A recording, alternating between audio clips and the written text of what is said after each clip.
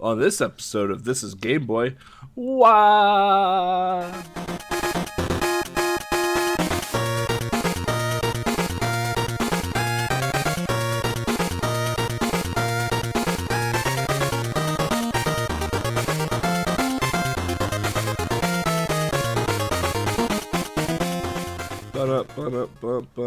Alright, theme song. Alright, welcome back everyone to another episode of This is Game Boy, episode 55 even. I'm eBloodyCandy, and with me, as always, for the big episodes is Moelle. Hello. I am indeed here. Yes. You are. We're a bit late on this episode. Life kind of got ahead of us, and then Retrothon, and then life. More life, yes. Very much life, actually. Yeah. A lot of life. Yeah. not gonna go into details or anything, but mine has completely changed over the course of the few months. So. Yeah, mine is starting to change. So. Yeah. But yeah. So. With that, we'll start with you, Mo. Games with life involved. Yeah, games are not really part of my life anymore, to be honest. I mean, I still try, of course, when I can, and it will become a bigger part again later on. But for now, it's all still like scheduling and things like that are changing. So. I don't always have the time to play games, or even the need to play games. I don't know if you can call it that. Like, I still like to play games, of course, but I don't have, like, these big periods of time available for me to just sit down and actually play a game. Like, people who follow me on stream will have noticed that it's been a month that I've streamed or something like that. I don't know. I just don't really have the opportunity to. But whenever everything gets settled, probably we'll have some more time again. We will see. But yeah, for now, like last week was my birthday. Yay. Crossed that. Happy birthday. Yeah, thank you. 36. Unbelievable. Hey. Like, time flies by ever so fast. Incredible. You're older than me now. Yeah, by a few months probably only, but yeah. So I got a Steam gift for my birthday. So I played that a little bit just to show my appreciation because I received a gift. But it's like I've only played like an hour and a half. But it's a game called McPixel 3, which is the long-awaited sequel to McPixel. Because there's no McPixel 2 at all. It just went straight to McPixel 3. It's just a funny joke game where you play as McPixel, who is a pixel character, like very pixelated character, and you get put into these silly situations where you have to save the day. I think in the first one you always had to like defuse a bomb in some way by using the objects that are on the screen available to you, but one will lead to the solution and the others will lead to like a funny stupid joke basically, and this is the sequel to that. It has like a world to explore where you can find new stuff before you dive into the actual quote-unquote WarioWare stylish mini game sections where you have to figure out how to actually save the day, and if you don't, you get the joke and then you move on to the next part. But you go back until you have solved the actual quote-unquote puzzle. It's a really fun game. Everybody should check it out. I don't think McPixel and McPixel 3 cost that very much, but they're fun because they're like very short mini games that you have to beat. Basically, well, it's not a mini game. You just have to click on an object or something, and something will happen. Yeah, fun game. I think I'm like 25% through or something like that. Definitely will play more of it. It's definitely not a long game either, as far as I can see, unless you want to perfect everything. But yeah, it's fun. It's like very dumb dumb jokes, like a lot of toilet humor and things like that. It's just a fun time. But yeah, that's literally all I have been playing for the past month and a half or something since we last recorded. So yeah, that's my section. It's over already. There we go. I just looked up McPixel on Steam. They have a McPixel trilogy. It only includes 2 games. Indeed. And it's $9.88. Yeah, it's very cheap. Definitely worth a shot. Like, or wait for a sale even maybe. But I mean, it's worth the price that they are asking for. You know what those characters remind me of? Just looking at them now. They remind me of the sprites from Settled, which was a pixel horror game. Right. Yeah, it looks familiar to a lot of games.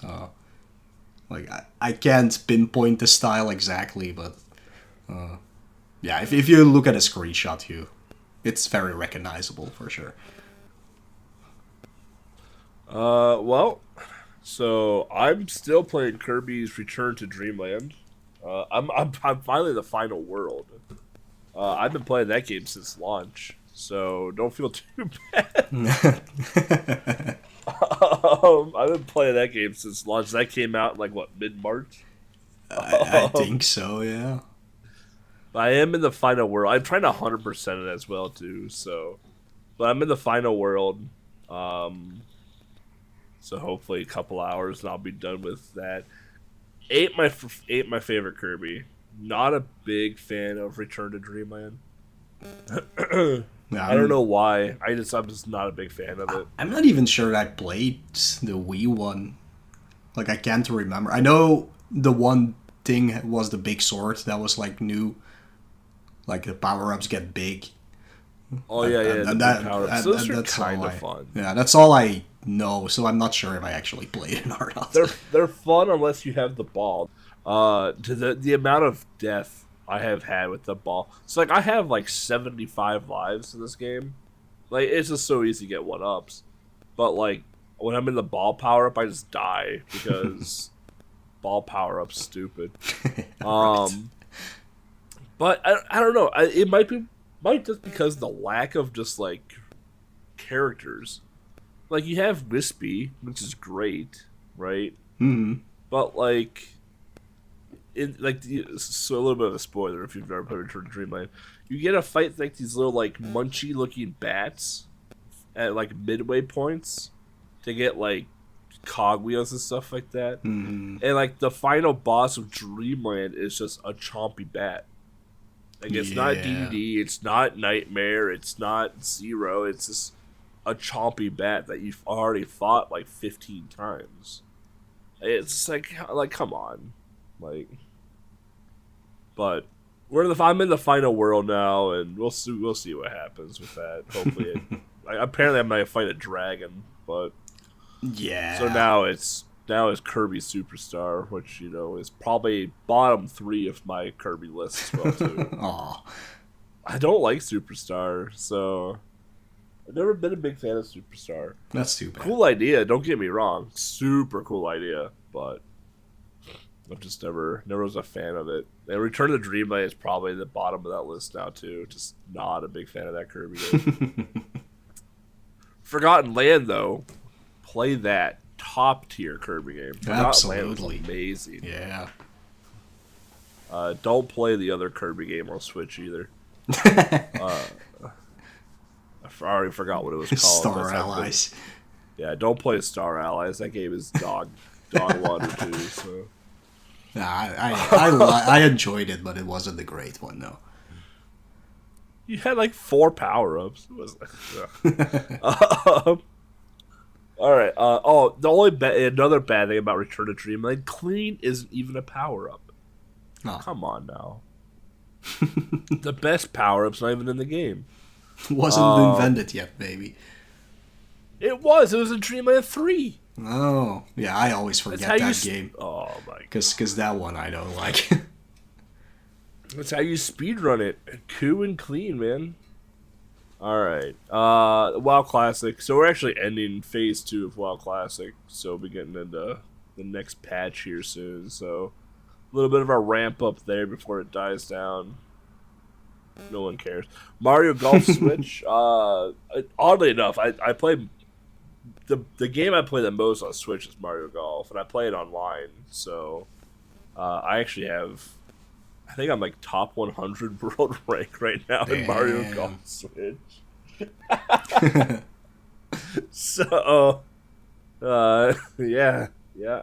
I get all the skins and everything. I don't know why. I just like Mario Golf Switch.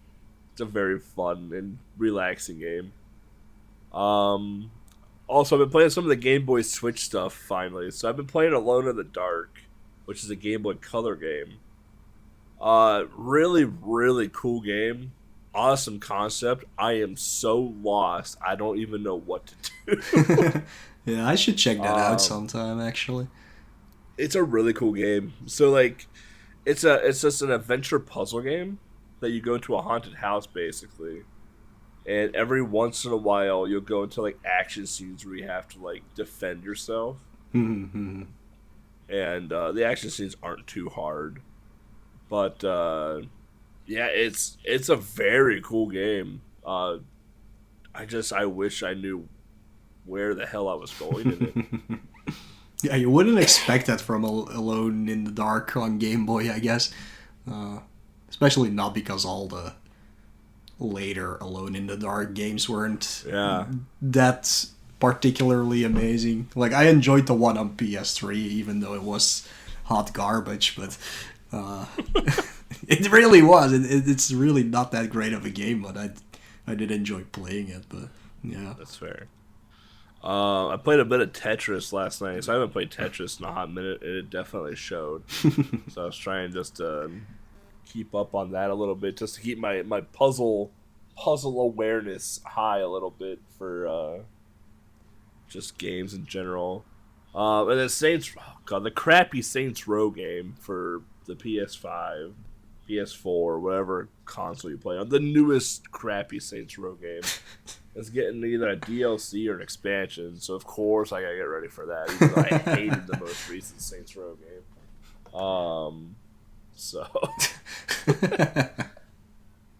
And then,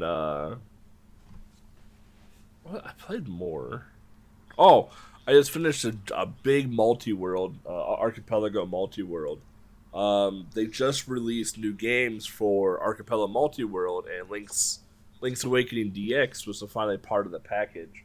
Which, by the way, if anyone from Archipelago does listen to this podcast, please fix how to launch Link's Awakening DX for Archipelago to read, because holy hell is it just impossible to do, unless there's just so much trial and error. So, like, typically, if you've never done an Archipelago, typically when you get it all set up, you download your files, and you just open up the Archipelago file, and it just launches the game. Excuse me, it just launches the game for you. And then you just go, you connect it with a Lua script or whatever, and you just play the game.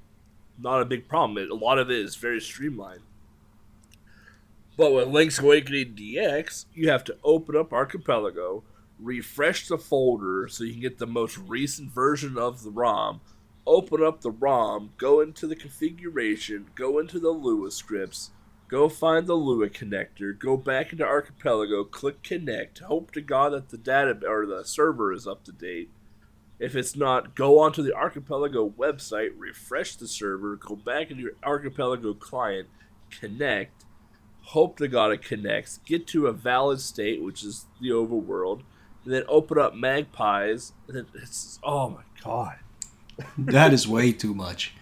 Oh, it took me forever to figure out the order of events just to play the damn game.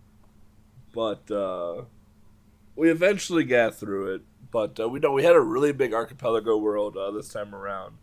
It was only like 5 of us playing, but I think we had like 35 games in the pool. Damn. I did DKC 3 Banana Birds, which was actually a lot of fun. I haven't done Banana Birds in a while. I did A Link to the Past, and then I did Link's Awakening DX.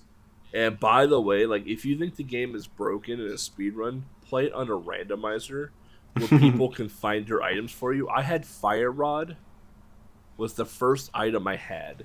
Wow, that's and that you want to talk about broken? Like, yeah. Fire Rod's already a broken item in the game. Late in the game, Fire Rod is extremely broken right away in the game.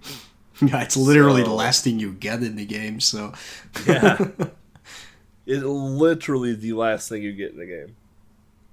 And yeah, but it was fun. I'm glad I did. I forgot a lot of LIDX because I did the trade sequence as well too. Because you have to do all your checks and whatnot. Mm-hmm. And so I had to remember the trade sequence. I had to remember a lot of stuff, but it was a lot of fun. I didn't use any of the big glitches. Like I didn't do like the super jumps or stuff like that. I played it like a normal human would. Otherwise, I probably would have beaten the game in the 3 hours instead of the 8 hours it took. Right, yeah. But, yeah, beyond that, the only thing I really have going on this month now is just GDQ, so, which we'll talk about way, way later. Yeah. All right. Well, with that, when we come back, we're going to talk about everyone's favorite Wario game, Super Mario Land 3. Stay tuned.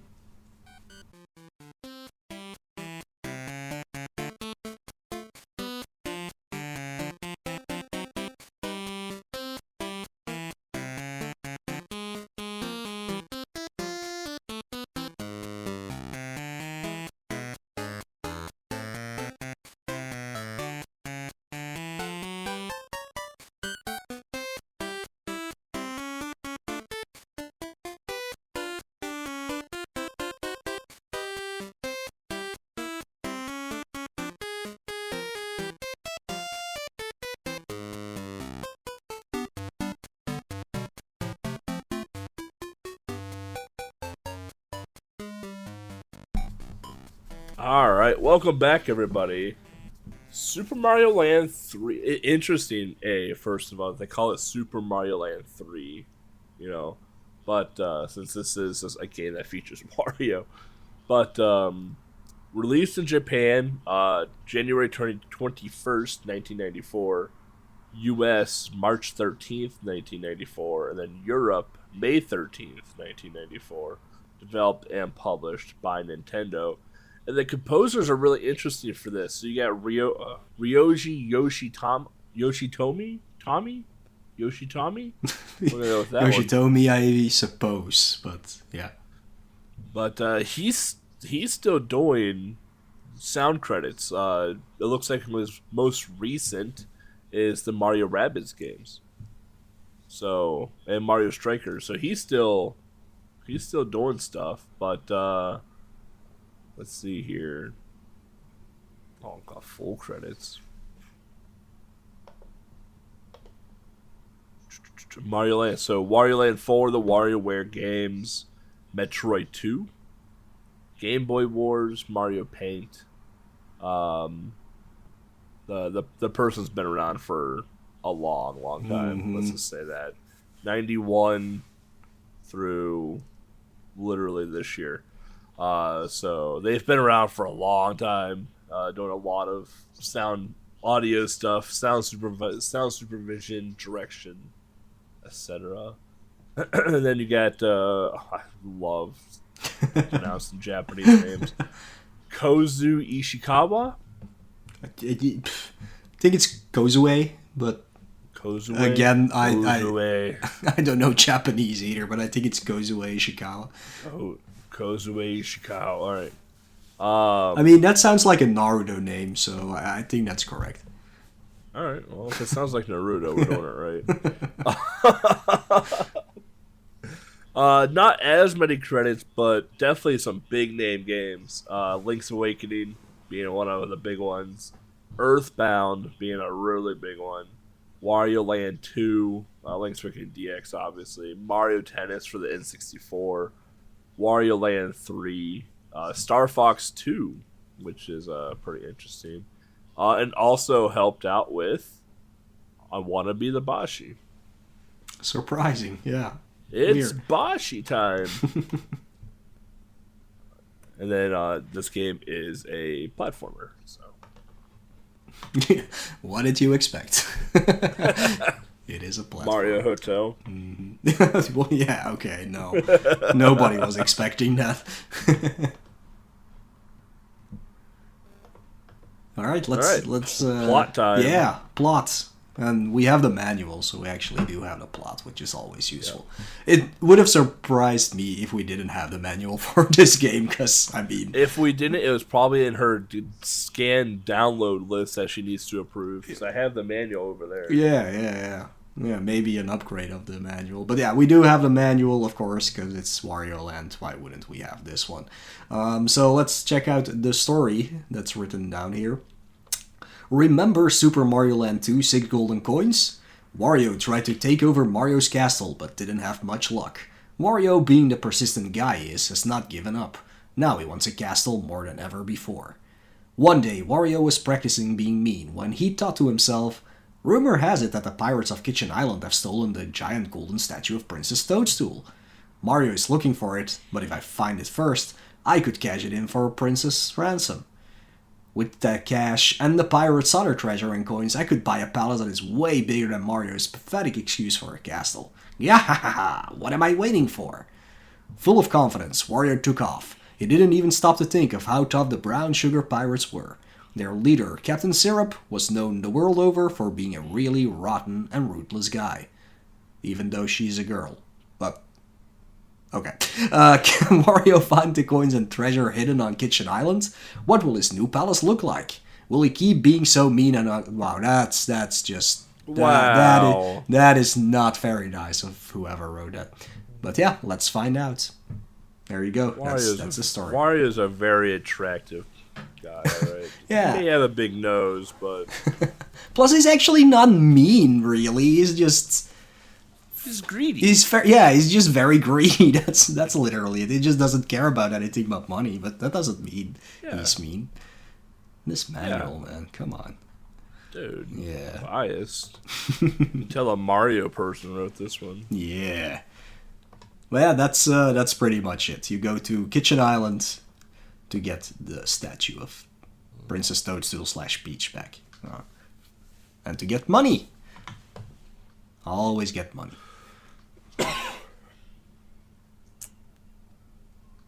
I like the hint on the last page. I can outmuscle any of the creatures on the island, but I'll have to steer clear of their spikes, claws, and horns. If I get a shot at their soft underbellies, I'll be able to knock the air out of them and toss them around. Right.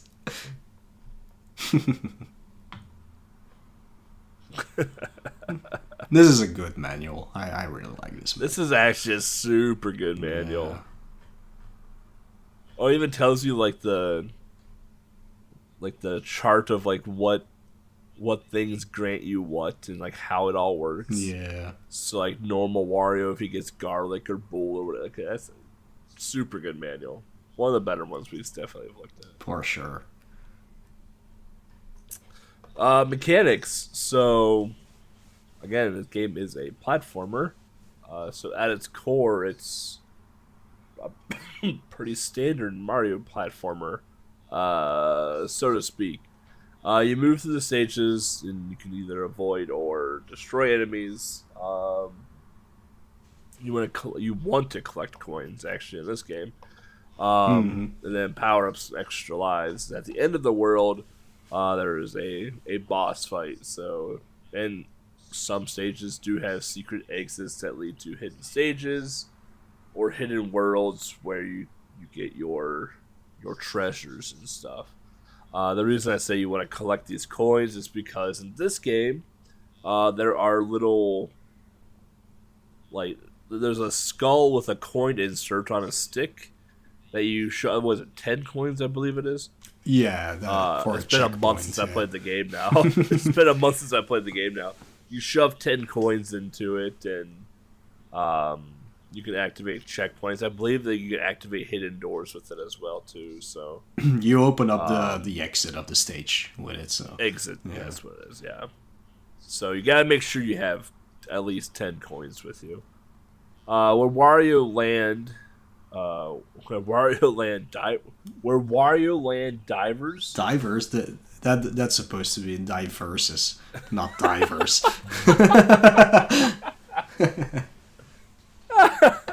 Divers. I read like where Wario Land dive. I'm like, wait, what?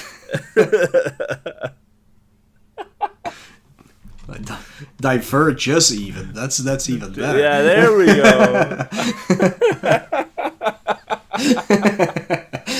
Now I got even more confused by the divers. Jesus. Our notes are just 10 out of 10. Wario Land diverges from the path. However, is that treasure hunting becomes a part of the game in some of the stages. So you will need to find hidden keys and bring them over to treasure chests. However, it is not required to beat the game, but it does make the ending a lot more satisfying. This also means Wario Land is a little bit of a puzzle platformer as well too. So I personally, we'll talk about this much later, but go for the treasure if you can. Actually take the time. It's a cool game. Whenever you game over, a treasure will be taken away. If you have no treasures, you lose half of your coins. Yeah. And that's for the tally that you get at the end of each stage. Like, at the end of each stage, you will collect all the coins you had in your treasure box, I guess. So you will lose half your coins over there if you game over.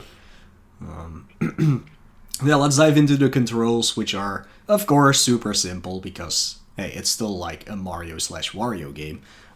So and it's Game Boy. Yeah, and it's Game Boy, yeah. So it's always easy to control your character, except for when you play the awful Super Mario 64, of course.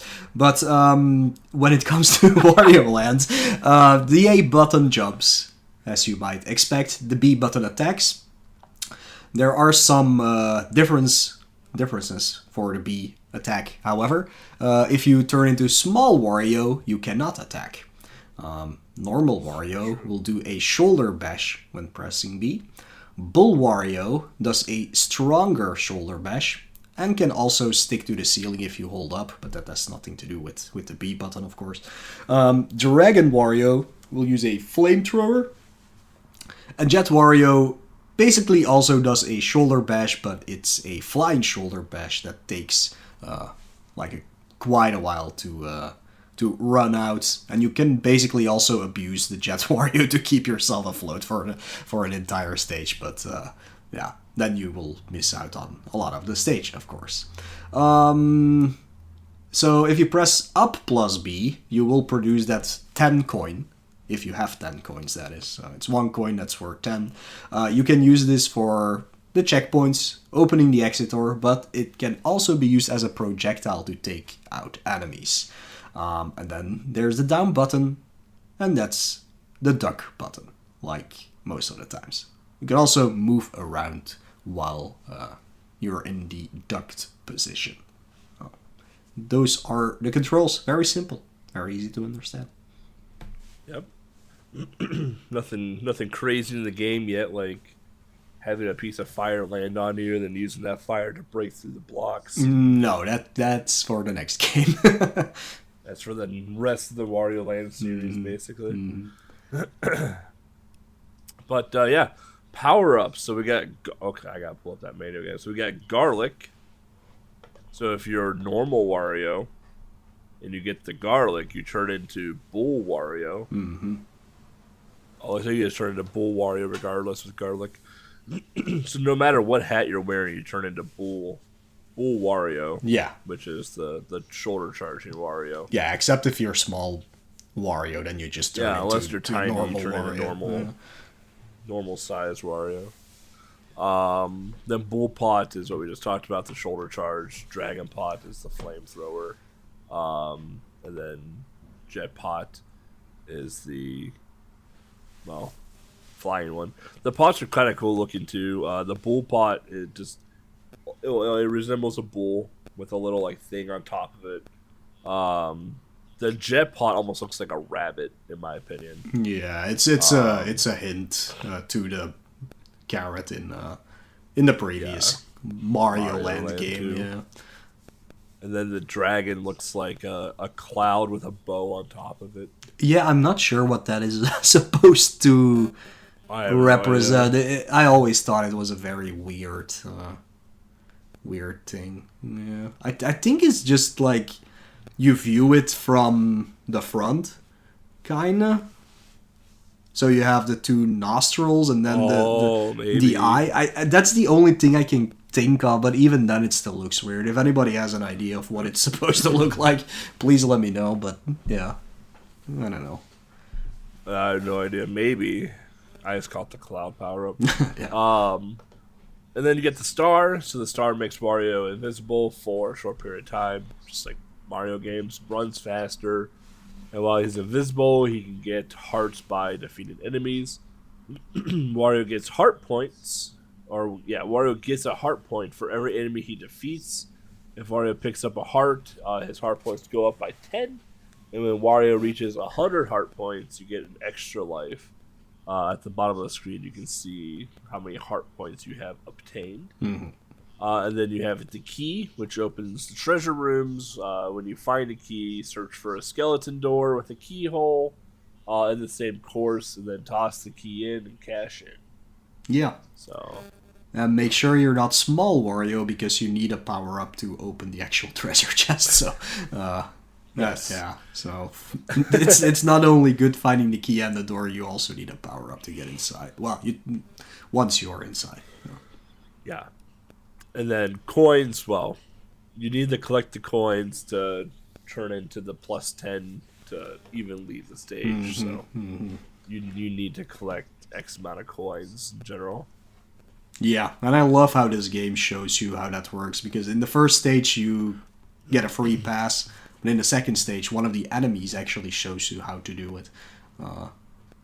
So they did that pretty cool, actually, because otherwise, I mean, you could read them. Is it in the manual? I'm not sure if it is in the manual. Oh yeah, it is in the manual, but yeah, it is. It's still a clever way of showing it to you throughout the game, for people who might not have the manual anymore or just don't like to read things. So, yeah.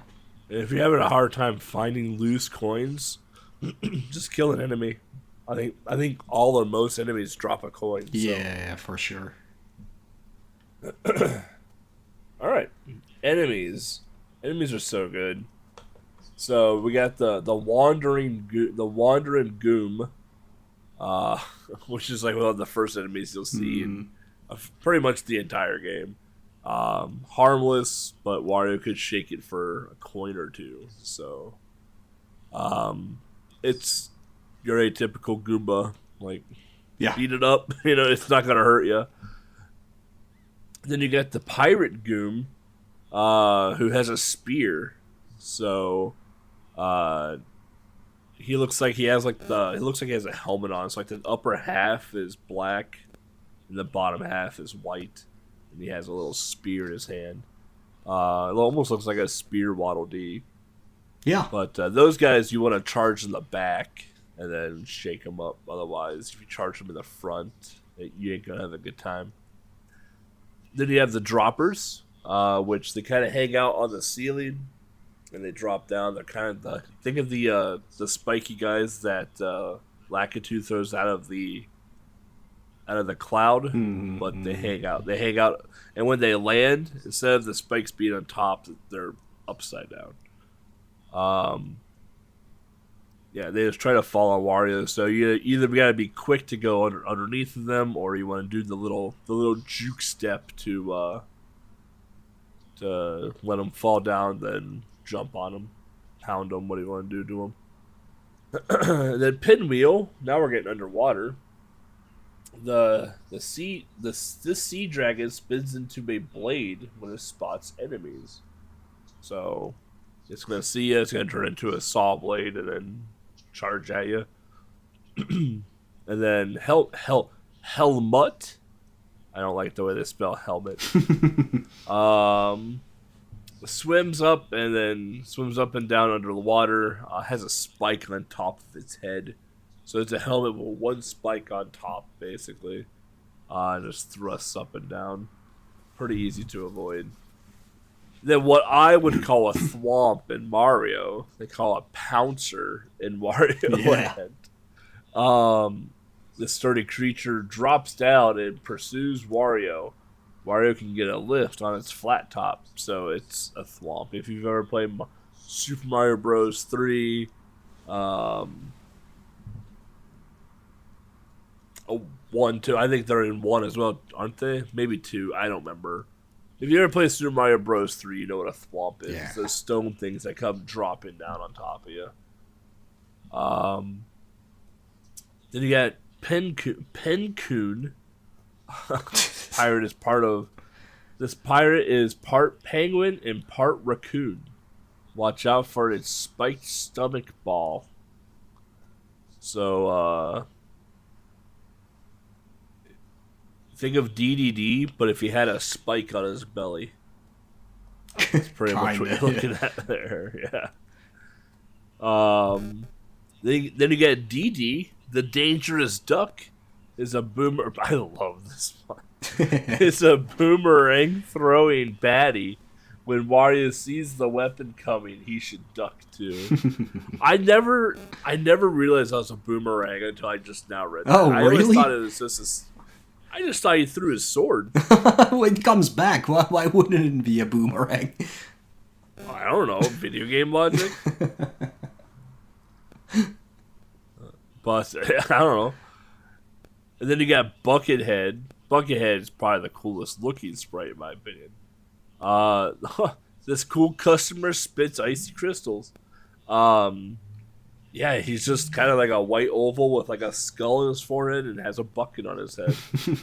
Yep. Looks, I don't know, it's perfect. Then you got floaters. I hope not. Wow. Wario can ride this creature in the air. The arrow on its ball shows the direction that it will float. A knock on the head will change its direction. Yeah. The sprite looks weird. That's all I'm gonna say. It's like a hip. It looks like a hippo head.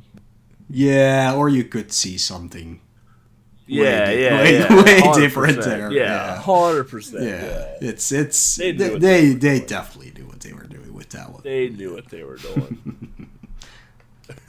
Yeah, those are all the enemies in the manual. There are a few more, not that many, but yeah, there are a lot of birds and bats that float down, and yeah, and there's one guy that like has like a spiky ball that he swings around. Those are not in the manual, but these are the ones you will definitely see the most of. Yeah, and basically you can hit them all, unless on the part where they have a spike.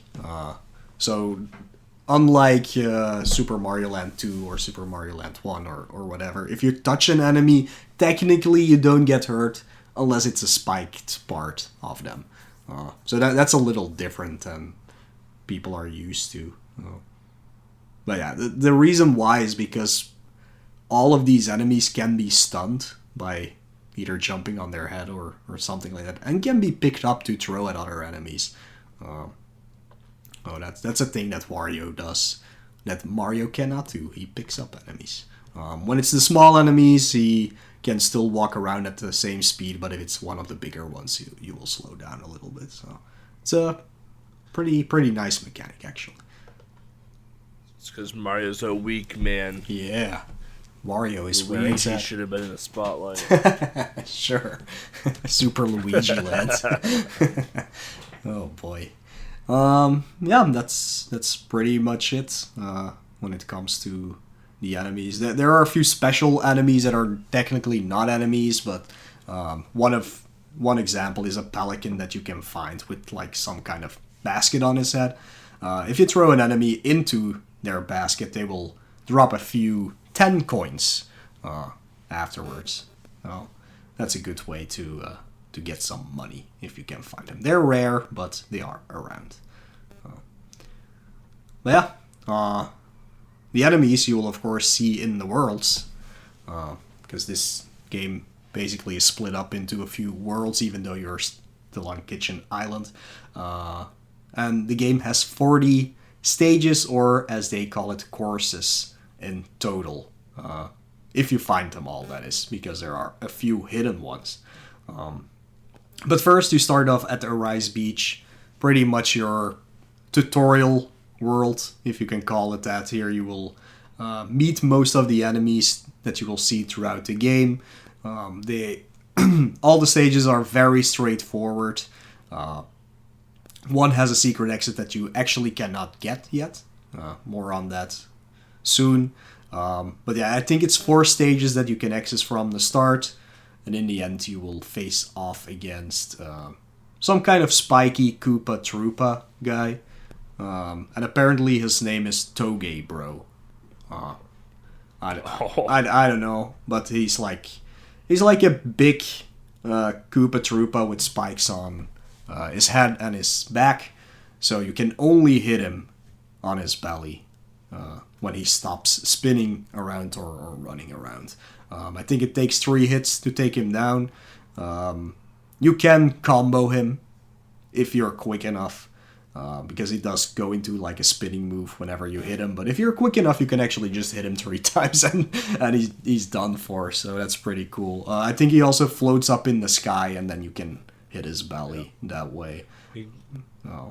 He goes underground as well. Yeah. Dive, man. All right. Yeah. See, I forget all of those mechanics because I just combo him down. So, but yeah, he's a pretty easy boss if you pay attention. But after you beat the boss, you could move on to the next world. But actually, Rise Beach will flood. So the tide comes in, right? Yeah, that's how you say it. Because otherwise it would go away, yeah. So the tides comes in, and that means some of the levels will change. Like some of the levels will be a little bit more underwater, and that will give you access to a few hidden treasures that you couldn't access before, and also makes you able to go through one of the hidden exits that will take you to the secret stage of Rise Beach. Oh, there you go. Easy. And then when you're done with Rice Beach, you go to Mount Teapot. Course 10 changes into Course 13 after dropping the teapot cover and changing the stage completely. So yeah, it changes into the boss stage actually after a bit. Yeah, where you fight Beef Nay, huh? Apparently. I just call him Bully because he's a bull and he's a bastard, so he's a bully. Ha! I call him the Minotaur. Oh, sure, yeah. But when you fight this boss, you're kind of like on an American Gladiator platform. If you've ever watched American Gladiators, you're like on an American Gladiator platform, where honestly you just shoulder charge the Minotaur. He's gonna get stunned. You pick him up and throw him off the edge into the water. And then he gets upset. He comes back over. I think you just have to do it once, maybe. I think you have to only do it once, yeah. But it's a completely different mechanic than you would think, because usually it's hit them 3 times. That took me a while as a kid to figure out. Actually, I just had to throw him into the lava. But yeah, it's cool that they tried something else. And then afterwards, you get to pull down on a bucket. Yeah, that's one of the mini games. Yeah, sure. But yeah, Mount Teapot is basically your introduction to water stages.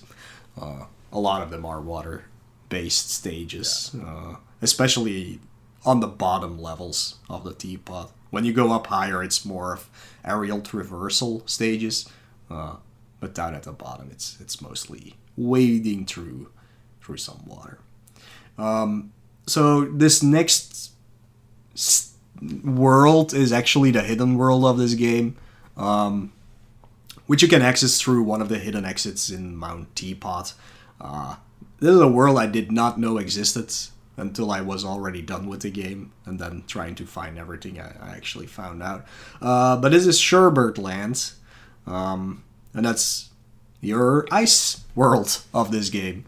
The worst world, of course, because it's ice. The worst world. Yeah, and not only that, all of the stages have like very intricate puzzles to find all the treasures, and all of them, I think, except for the very first stage, has a secret exit, but the secret exit just takes you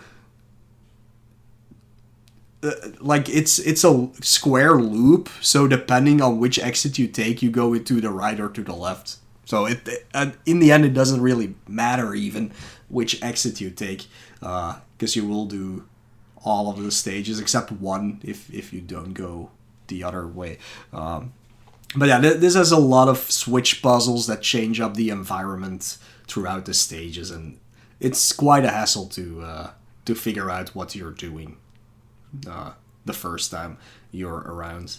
The boss of this particular hidden world is King Penguin, and it's the only boss that you can beat over and over and over again, because he doesn't drop coins like the rest of the bosses do. He actually drops extra lives for you. So this is a good way to gain a lot of extra lives. It's a short stage. It's a very simple boss fight where you just have to bounce into him 3 times and jump over him. That's literally it.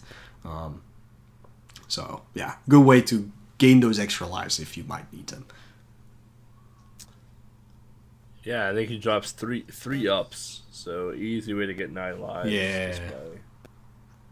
Just by beating him down.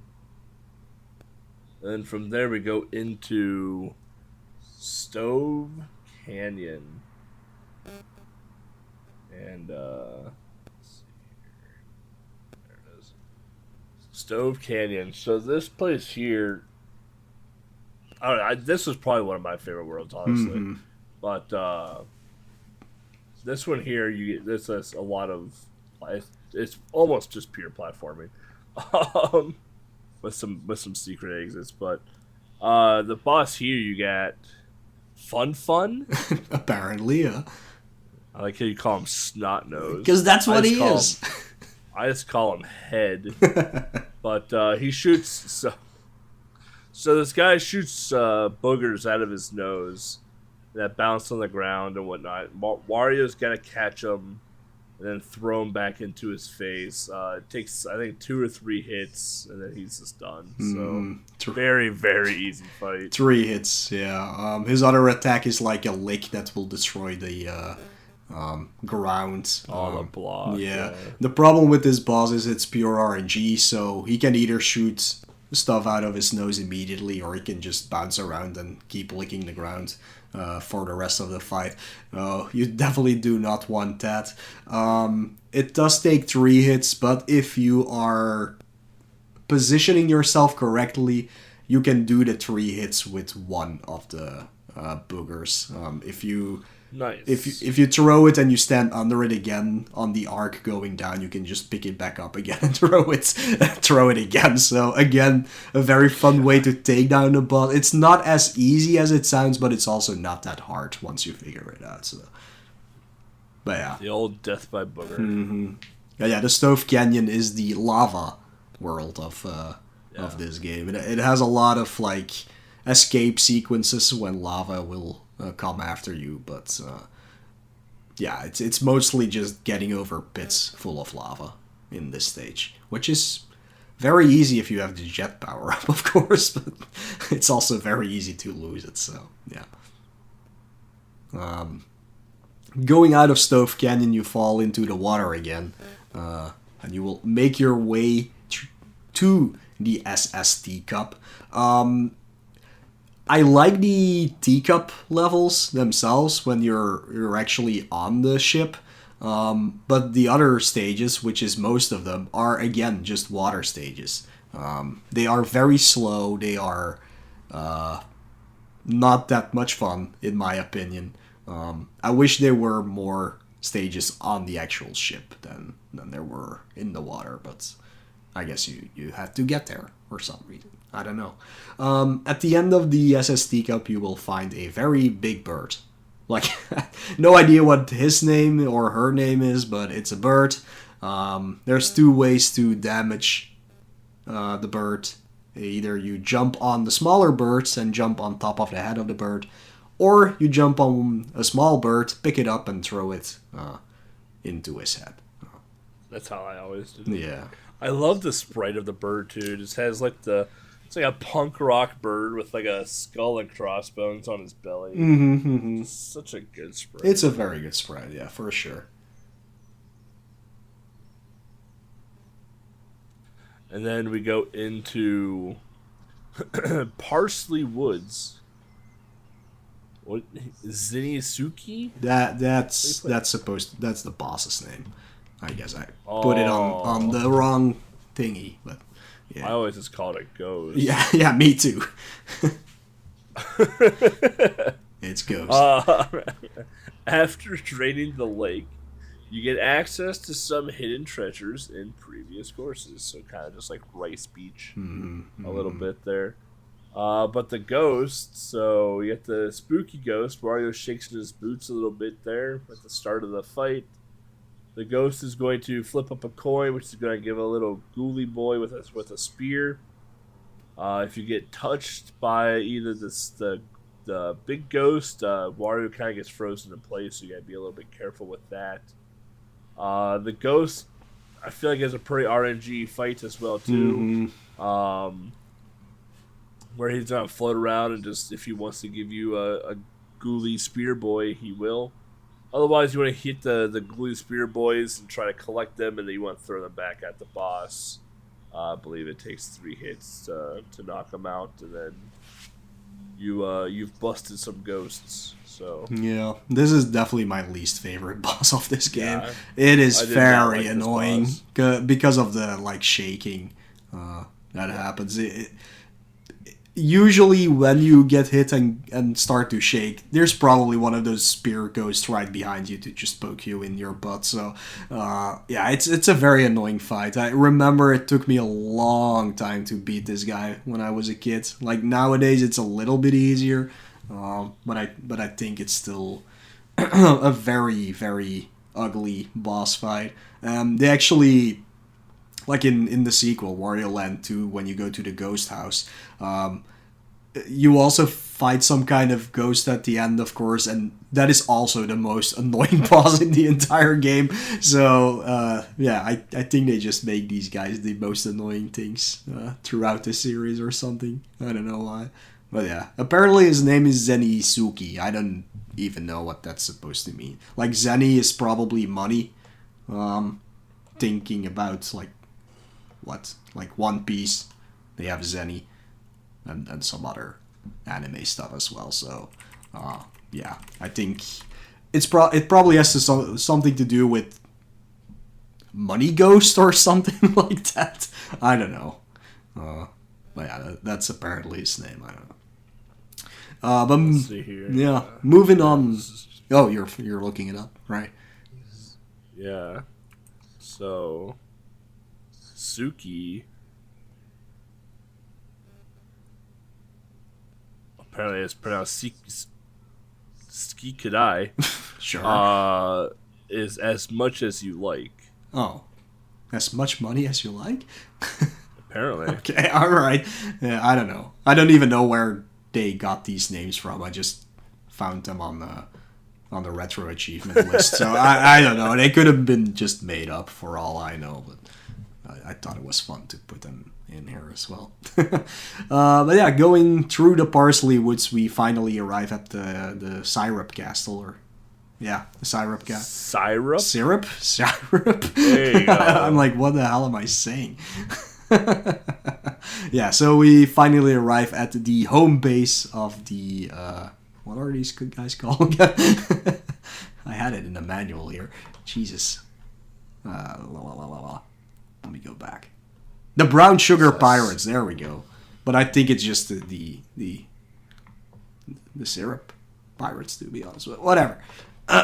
We finally arrive there. Wario goes in and literally destroys the entire base of this operation / castle. Every time you beat a stage, you blow up part of the wall. until you finally reach the top. And Captain Syrup. Jesus, what am I saying? Whatever. You find the pirate captain, and you think you will have to fight her, but no, she actually has a genie in a lamp that she summons, and that is your final boss of this fight. Probably maybe the most frustrated of all, because you have to grab the lamp and flip it. And if it doesn't land upright, you don't get a cloud to go up to go jump on what's her face's head. Mm-hmm. On the genie's head, like, yeah, and it's just like, bruh, like, can I lamp, please? Like, come on. Yeah, it can get pretty annoying. But it's not a hard boss fight at all. It's just it's just annoying. It's definitely annoying. Maybe there's a trick to make it land correctly each and every time. There probably is, but yeah. And then if it lands correctly and the genie is too far away to jump on his head, you're just gonna get mad at that as well. But yeah, all in all, it's a pretty easy but annoying boss fight. The castle itself is mostly made up of hazards like spike balls, lava pits, spears that shoot from the wall. Is that this game? I think it is when you're... No. Oh, no, it's those fireballs that come out of the wall. Yep. Right, yeah, when you're trying to climb on ladders. And Wario is a pretty big guy, so it's not always that easy to actually dodge those things. But yeah, they kind of throw everything at you here. There's also like a mini-boss for the first time in this game, which is one of the DD, Dangerous Ducks, that has like armor on him. You have to jump over him and hit him in the back 3 times. Of course, 3 times, because it's a Mario game. You can hit everything 3 times when it comes to bosses. So it was kind of cool that they did that. Like they put a little extra boss fight there, or mini boss fight. I thought that was pretty cool. But yeah, that's all of the worlds that this game has to offer. Not that many. The ending is the best because like the captain bombs like the hideout or the base, and then it shows the statue of Peach. Then Mario comes on his little helicopter and magnet, basically gives Wario the finger and just takes off with the statue. It looks like he's waving, but we all know he's just being like, screw you, Wario. You did all the work. I'm gonna take this back and claim my cake or whatever Peach is offering this time. But he does have a genie lamp now. He does have that. So it's time to rub one on. No, I mean, rub the lamp. Sorry. This is a bastard genie, however. Not only does it only grant one wish, but he also requires money for the wish. But yeah, so of course Wario asks for his own castle. And depending on how you did in the game, you will get one of 1, 2, 3, 4, 5, 6 different endings. Yeah, so all this is based off of the money you've collected and, well, the treasure you collected as well too. So 300 gets you a birdhouse. A little over 10,000 gets you a tree trunk. A little over 40,000 gets you a log cabin. 70,000 gets you a pagoda. 90,000 gets you the castle, which is the canon ending. And then 99,000 plus, so like max, gets you a planet. So I guess maybe that one is canon if Wario World is... You could see it like that, even though Wario World does not mean you're playing on Wario's World at all, but you could see it like that, I guess. And then getting all treasures and no coins will amount to 90,300, which is enough for the castle. Yeah. So that's probably your best bet to do, because collecting the coins, although it is fun, it's a waste of time in the end. Except for when you have to exit the stage, of course, but you only need 10 for that. But if you just go around and collect all the treasure, I don't know how many there are. Oh, it's the alphabet, so 26. That's easy. Is it 26 though? Is it the entire alphabet? I don't remember. I don't think 5, 10, 15 treasures. Oh, so yeah, it's not even that many. There you go. And no worries if you do not figure out where they all are. Once you have beaten the game and you restart the game, if you go on the world map or you go into a world, you can actually see blinking dots in all the stages where a hidden treasure is still available. So, pretty cool that they did that to help you out a little bit. Yep. Mm-hmm. Yeah, that's Wario Land. There you go. That is Wario Land. Yeah. And the planet's really good too. Yeah. It's a planet with Wario's face on it. Mm-hmm.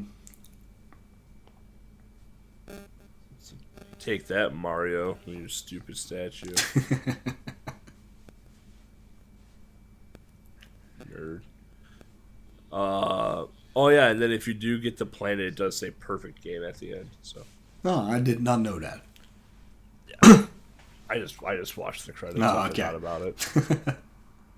I'm pretty sure there's something with the planet ending, but yeah, it says perfect game. Yeah. But it does require like almost 10,000 coins for you to collect. Yeah, it requires you to not go outside, and it takes way too long. Yeah. I mean, the bonus games can help you a little bit for sure, but they are also, well, the one that gives you money is pure RNG, so have fun with that, trying to get that. So. True. Yeah, we didn't talk about the bonus games, but if you finish a stage, you go into like a little section where you can choose either the bucket game or the bomb golf game. The bucket game is literally you pull either the left or right bucket, either a bag of cash falls out, which doubles your money, or either a weight falls out, which cuts your money in half. So it's pure RNG.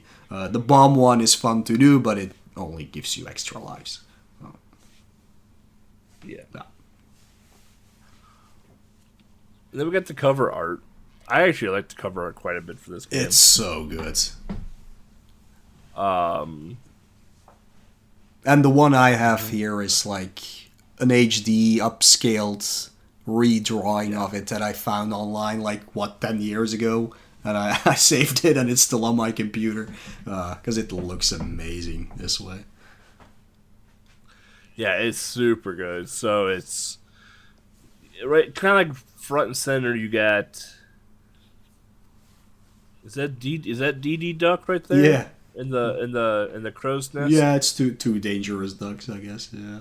So you got a duck with binoculars in the crow's nest checking out Wario, who's like jumping over the ocean, just got done bouncing off of a dangerous duck, who is happy and about to belly flop into the water. Where in the background you have Buckethead, you have the wandering Goom, and then you have the fat bird thing back there with another crow thing back there, like eyeballing Wario, like better watch yourself type deal. Mm-hmm. Then you have the island, which is lush and green, and then in the background it's almost like a Wily Castle, where you have like this raised like pillar, and on top of it is like this like skull domain of like where your enemy is at. It honestly looks like a Wily Castle. Absolutely, yeah, and you can spot Mount Teapots on the left, the Parsley Woods on the right. Sadly, they didn't include like the beach and Stove Canyon and Sherbird Island. I guess they ran out of room, but it would have been cool if they showed the entire island. But there's a pretty cool image of it in the manual.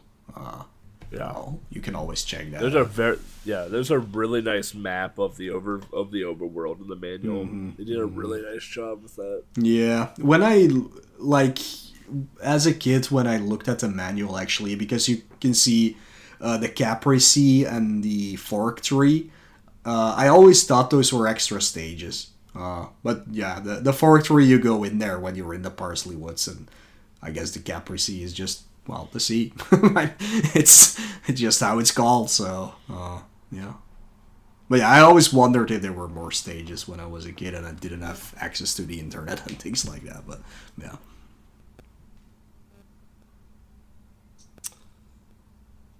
Trivia. Well, let's get some trivia here. Yeah.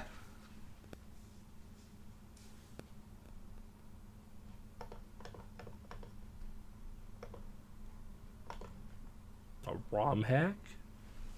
Yeah, it's the colored version. Oh. So it's, yeah. The DX, DX or whatever they call it, yeah. So this game also has one of those hacks. Pretty cool to check out, because it makes the game a lot more lively, and it definitely deserves it. But yeah, the rest of the trivia, so Wario Land Super Mario Land 3 was actually only intended to be a sequel to the other Super Mario Land games, but it proved so popular that it spawned its own game series. And it deserved it. I absolutely love the Wario Land series. And that includes Wario World and Shake Dimension. Those. Well, I think Shake Dimension is 5. Technically, World is not technically a land game, but let's just call it a land game, whatever. Those are fun games. And then some random trivia. When you initially enter Parsley Woods, the name of it is spelled correctly on the overworld screen. Though after the lake gets drained, the name of the map is misspelled. Saying, well, it's of course hard to show this, but Parsley is Parsley, and after the lake is drained, it actually says Parsely. Why? I don't know. Seems odd to me, but it happens. So there you go. That is odd. Yeah. Yeah, that's the trivia for this game. There's so many DX ROM hacks. Oh god, Castlevania The Adventure DX. Let's not play that one. Unless it has the speed hack on it as well, then it's fine. But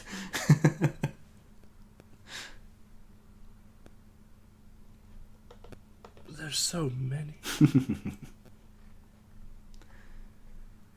Oh, Castlevania The Adventure improved controls. Wow.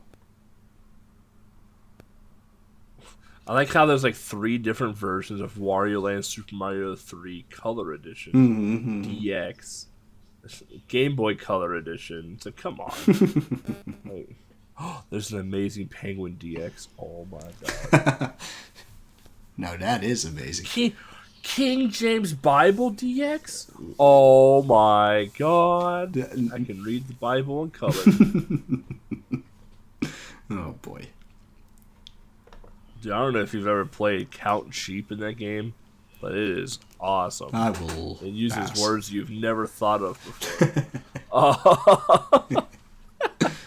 Having played King James Bible on stream, No, thank you. you do things you don't typically would ever do in a Bible. like look up the word ass. Look up that quite a bit. It's actually in the Bible quite a bit. It is in the Bible quite a bit. There's a lot of asses in the Bible. True. Yeah.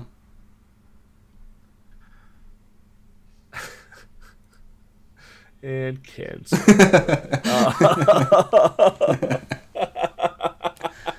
We're not saying anything that's wrong. There are a lot of asses in the Bible. Come on. Alright, we're going to take a short break. When we come back, we'll give you the thoughts and history of the game, retro achievements, so speedrun stuff, and of course, the amazing unscripted outro. Stay tuned.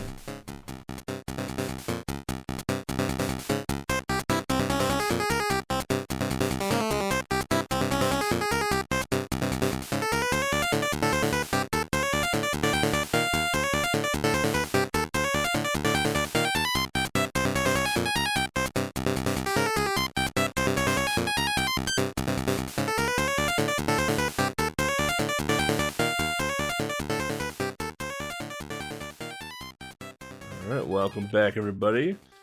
Mo, we'll start with you for your thoughts and history with the game. Yes, that was my throat. Jesus. Um, all right, so yeah, this game was just wow. It opened a whole new world for me. It was a revelation for me when I got it as a kid, and it was very formative for my taste in games moving forward. That fun character, heavy focus on exploration and finding secrets. Yeah, that thing. Secrets. Which went to a whole other level in the sequel, by the way, which is definitely one of my top 3 Game Boy games of all time. And it's just a lot of fun throughout. Like, it has a little tongue-in-cheek humor throughout it, and it formed the character of Wario better than it did in Super Mario Land 2, where it was just a random villain that nobody had ever heard of, and one that you actually do not see until the end of the game. Like, he's not very present in that game. So I'm glad they took a chance and made a game about him. I played this constantly as a kid, but probably always from the start to the end, and not like trying to collect coins. So I do not think I ever got to plan an ending, but I probably did come close to it. But I'm pretty sure I thought the castle was the highest thing you can get, and like we said earlier, it takes a lot of time to get those 10,000 coins, and that was just... It was more fun replaying the game than trying to just get some coins to actually get that perfect ending. Since then, Wario became my favorite Mario franchise character, and I'm really, really glad that this game did so well that Nintendo decided to actually go ahead and give him his own series, which has stopped years ago after Shake Dimension, sadly. I do hope one day he will get a Switch game or something like that. And it doesn't have to be a Wario World type of deal, which was a fine game, but it was Treasure that made it, and it did lack some of the spirit that the Wario Land games have. And Wario Land 4, I do not like that much, to be honest. It's I don't know, there's something not sitting right with me. But 2 and 3, oh boy, those games are some of my favorite games of all time. So I hope they will make something a little bit more similar to that again, and not more WarioWare games. Even those are fun as well, but those are not Wario Land games, of course. Yeah, those are my thoughts and history with this game. Are you saying you don't like Wario on Virtual Boy? I have never played it, but it does look really good, actually. It's actually pretty fun, yeah. It's actually super fun. Yeah, this is one of the few games I had growing up as well. This and Balloon Kid were my road trip games. And I remember the first time I beat this game was on a road trip to go visit some relatives in Kentucky, and the dragon hat was always my favorite because I liked breathing fire, and I always got mad because I could never find the secrets, so I always ended up with like the log cabin as my ending. Aw, yeah. But as a kid, I wasn't much for like exploring and stuff like that. As a kid, I just wanted to like play through the game and beat them. So, but really beyond that, like fun game, awesome game.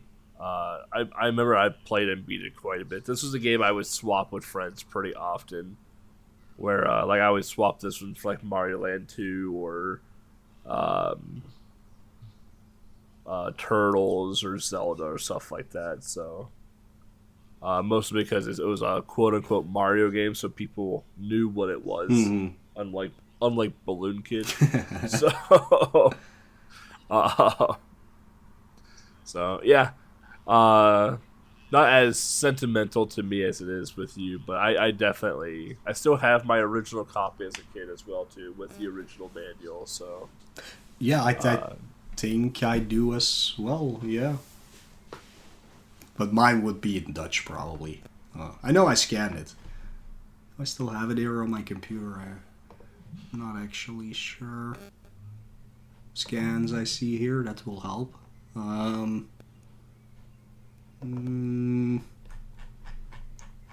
Let's see here. If I can find it. Oh yeah, it's in French and Dutch. Yeah, there you go. But it's the same manual otherwise, like just has those two things. Yeah. Really cool. I still have it though.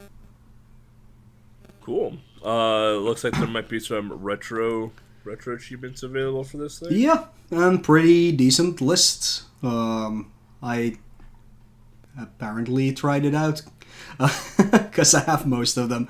Yeah, it's basically just play the game, really, and perfect the game, because apparently I did get perfect game on the achievement, so for getting everything. There's 3 of them I don't have, and that's the ones in the bombing gallery minigame. I guess I just didn't try them, but besides that, it's literally just beat the game and get the perfect ending. If you do that, you will get most of the achievements. Then there's 3 for the other mini game with the buckets. Let me see. Walk away from the coin bonus game with over 500 coins. Win money bags 3 times in a row. And get the weight 3 times in a row. So yeah, those are RNG based. And then the bombing gallery is... there's 3 different courses. If you finish them, you will also get an achievement. So yeah, decent list. Nice. Yeah. Nice. Speedruns. So this game definitely has some speedrun love to it. Mm-hmm. Especially within this last year. Vlak SR bettering the world record from his previous time. His world record is now 22 minutes and 28 seconds for any percent. Which there are a lot of glitches in this game, or rather, a lot of major skips in this game that can occur. If you're interested in learning the any percent route and understanding the tricks and glitches, head over to the WarioLand1speedrun.com leaderboard and guides. Cranky Kong made a nice YouTube video of how the major glitches and whatnot work in the game. No major skips. Cranky Kong is the world record holder for this one at 36 minutes and 2 seconds. Right behind him is Vlak SR. And then glitchless Cranky Kong is the world record holder with 40 minutes and 50 seconds. So. Mm-hmm. And some of the glitches, kinda, are very easy to pull off because you can just skip some levels on the overworld by holding down a direction on your control pads when you go to a stage. Those are very fun to do. You should definitely try and check them out.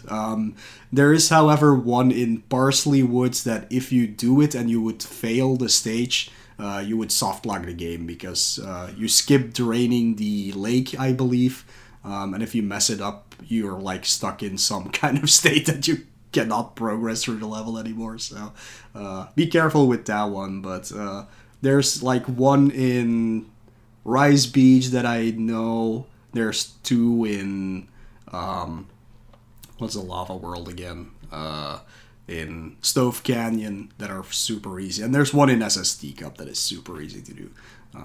So yeah, if you just want to check it out sometime to play around with the game, yeah, that's fun. The other glitches are a little bit more technical. Yeah, well, you will have to learn those, but those are very easy to do, and you can repeat them over and over again until they work. So yeah. Yep. Yeah, there's a lot of resources for the game here, like just practice ROMs and auto splitters and stuff like that. So this game definitely has stuff to help you out if you're wanting to get into the speedrunning section of this game. Otherwise, do we have any questions from our... I don't think so. No. Wow, y'all are lazy. Lex said, how come as they kept making Super Mario Land games, they kept getting worse? Nope. I mean, she's not wrong. She's not wrong, but... 2-Bit Crook said they peaked with Super Mario Land 3. That's also correct. That's pretty much it. Casino says that this game is harder than they expected. That they are surprised that they managed to beat it as a kid. I don't think so. I think it's pretty easy. Yeah, it's a pretty easy yeah. game. I don't think the difficulty curve in the game is there really. Yeah, except for Sherbert Land. Sherbert. But yeah, that's because it's a hidden world. Like you can expect that. It's kind of like the Star World in Super Mario World, but way easier. but I mean, you can compare it to that. It's like really a secret world. That's your abilities. Plus, it's ice physics all throughout the stage. So of course, it's harder. Yeah. Well, yeah, no, that's pretty much it. I think. Yeah. All right. Community events. First and foremost, Kirby's Dream Land Knockout One Night Only Tournament, May 20th, 1 p.m. Eastern, hosted by me and Infinite Mystery. Be there or be square. Mm-hmm.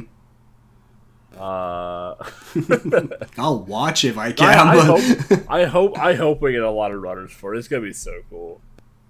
It's such a good game to run. Yeah, it's to fun. watch people just like, oh, I got a bad crack. Oh, I lost. Well, yep. So yeah, welcome to Dreamware. And that is the reason why I'm not participating, because the last time I did it, I not only had the worst Krakow RNG, but I also had a 1.5 minute DDD fight, and I was like, never again. Yeah, well. Maybe you should learn all the glitches. Oh yeah, all the glitches. The RNG manip. Yeah, no, that takes the fun out of the game for me. Actually, it really does. Yeah. On top of that, we have Homebrew Blitz on RGL TV, June 10th at 1 p.m. Eastern Time. I don't even know what this entails yet.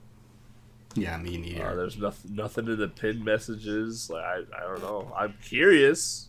I like homebrews. I like homebrews. And then we got Games Done Quick coming up at the end of this month here. Let me pull up the website. Summer Games Done Quick, May 28th through June 4th. If you are going to the event, let me know. I'd love to say hi to you, hang out with you for a little bit. I'll be there. I don't know if I'll be there every day, but I'll be there heavily throughout the week. Because I'm not staying at the hotel this year. Too expensive. It is just wait. Like if it was the Bloomington Hotel, like it was like the past Summer Games Done Quick, I would have stayed at the hotel. But like the hotel is in downtown Minneapolis, and I don't like downtown Minneapolis. So having lived here, but let's see here. We got any Game Boy stuff. Michael Jackson's Moonwalker. Oh my god! Oh, that's good to watch. 100%. That's 100% getting watched. Link Between Worlds 3DS. So I got a little bit of a handheld there. Wow. A lot of PC games. Holy smokes. A lot of PC games. Oh my god. Is this ESA? What's happening? This is all PC games. Oh my god. Hooray. I feel like I'm just looking at ESA right now. That's usually mostly PC games, right? Is it just the one? Oh, here we go. Zelda 4 Swords Adventure for the Game Boy Advance.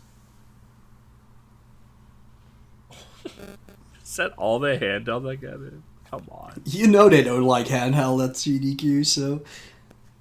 I haven't seen a Pokemon, though. Thank God. I mean, there's Pokemon Scarlet Violet for the Switch, but, like... it is dominantly PC games. I would say, like, it is, like, 80% PC games. Literally ESA. Yeah, well... just Switch. Minish Cap is on the Switch. Oh, the GBA online thing. Yeah. Oh, right. I forgot all about that. Minish Cap is my favorite Zelda, by the way. You should watch that one. That was opening day at 6:00 my time, so Central, which is like 2 a.m., 3 a.m. your time. Wow. Yeah. Nope. Something like that. That's a nope. But yeah, I don't know. Check it out. It'll be fun. Like I said, if you're going to GDQ, let me know. I'd love to hang out, talk shop, do whatever. Just let me know what days, because like I said, I don't know if I'll be there every day. I'll be there most of it, but we'll see. Also, we got Power Up with Pride about to kick off in June. So yeah, we got Power Up with Pride 2023 benefiting the Trevor Project. That'll be going from June 23rd to June 25th, so a weekend-long event. I haven't submitted to this marathon because I don't know what I'm doing quite yet, but I don't think they have a schedule out yet either for this. Right. I believe they are looking for volunteers, though, so if you are wanting to help out with an online marathon, I believe they are looking for some sort of help, probably like chat adminning and stuff like that. So,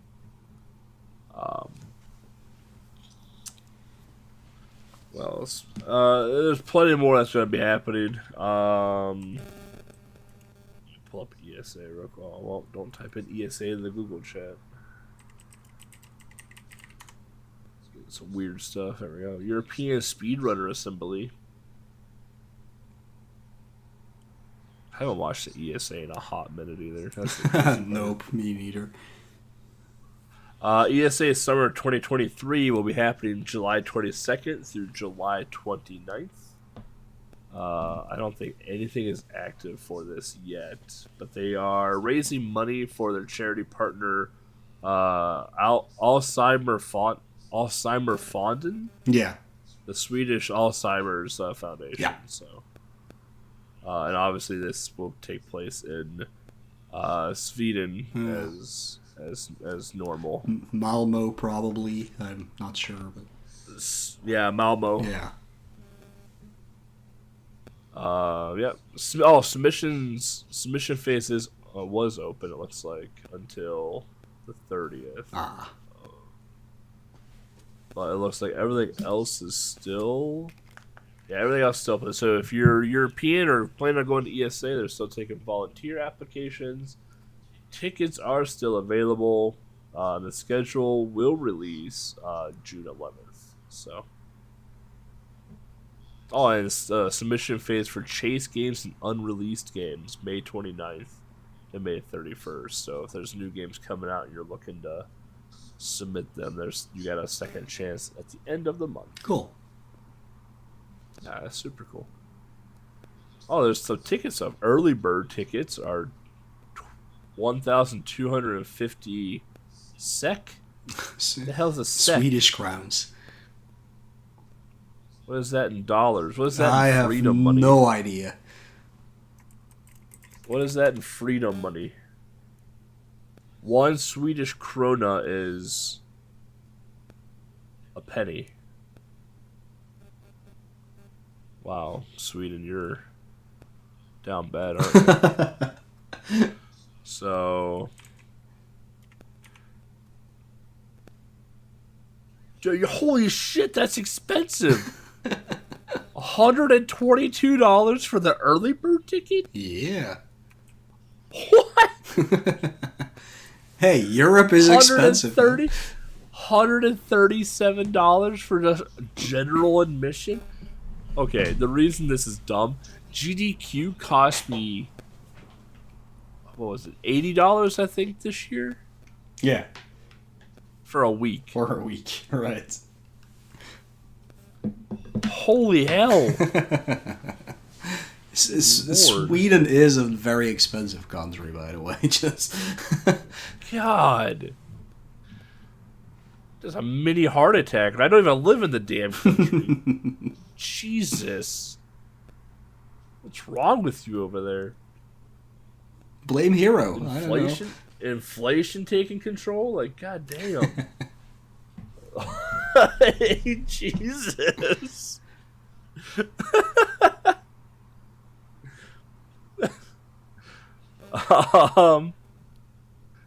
Alright. Well, now that I had a mini heart attack seeing just how expensive Sweden is to go to ESA for a week.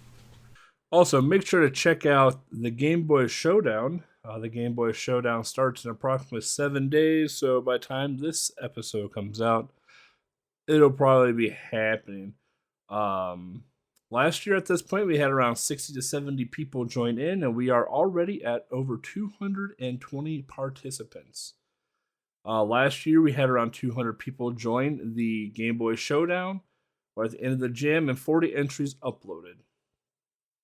So yeah, make sure to keep an eye out on itch.io on the jam page for the Game Boy Jam. If you have any thoughts, suggestions for the podcast, we love to hear them.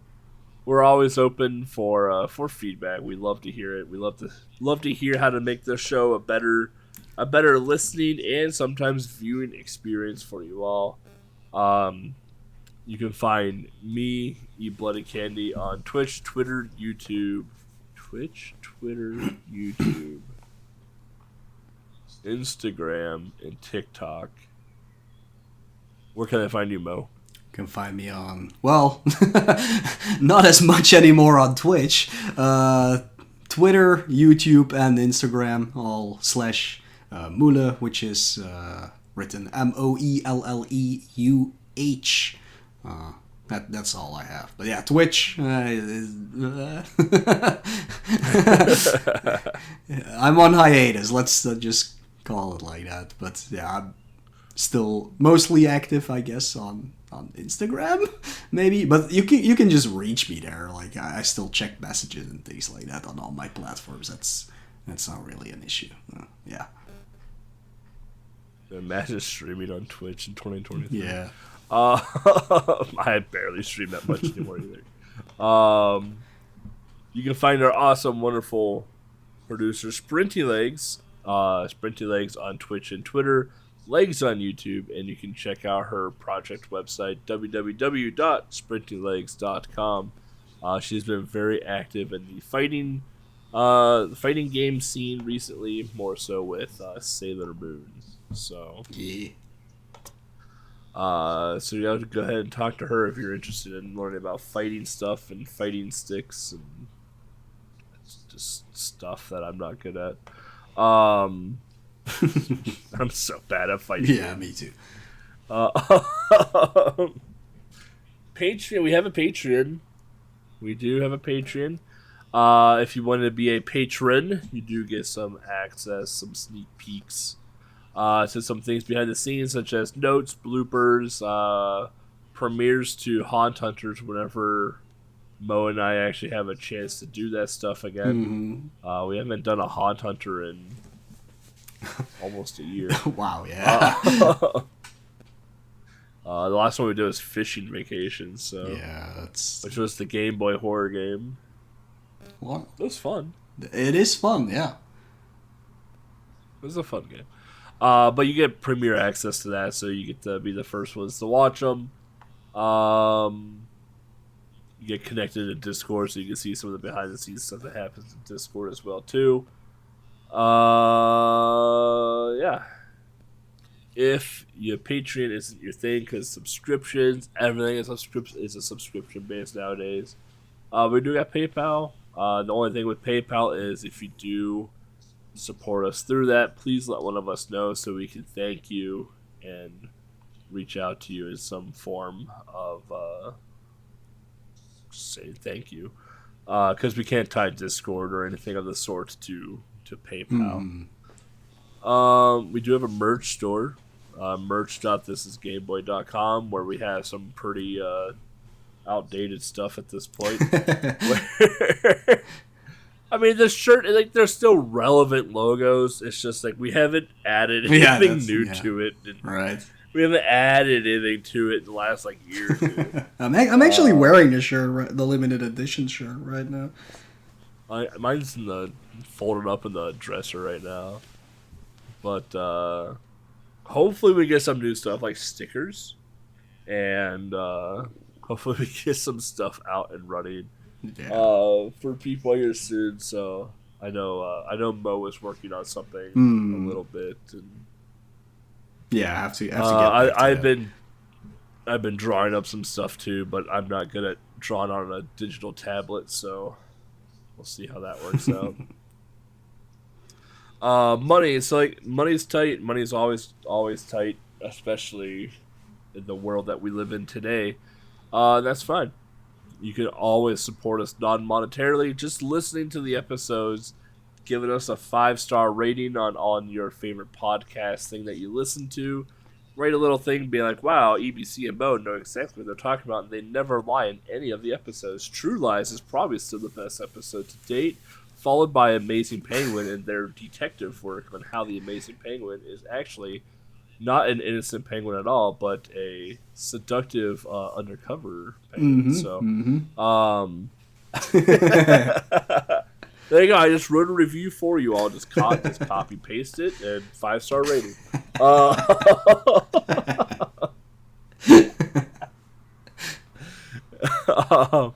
It helps out tremendously, especially the more listens we get, the higher up on lists we get, the more reviews more good reviews that we get, the higher up on lists that we get. So we get more eyes on our very, very niche podcast. So again, thank you all that do listen to the podcast. Thank you new listeners that are coming by. Hopefully you stick around. Yeah. Did I miss it? Oh, and you can find all that information on thisisgameboy.com. Exactly. Yeah. For easy access to everything. Did I miss anything? I don't think so. No, I think that pretty much wraps it up for sure. It's a pretty well scripted outro. Right. I definitely read it verbatim. Yeah. Definitely verbatim. Definitely don't have it not written down. Let's see. It's my turn to choose the next game. That is correct. Yes. All right. Which Batman we doing? Well, there's 4 of them, so.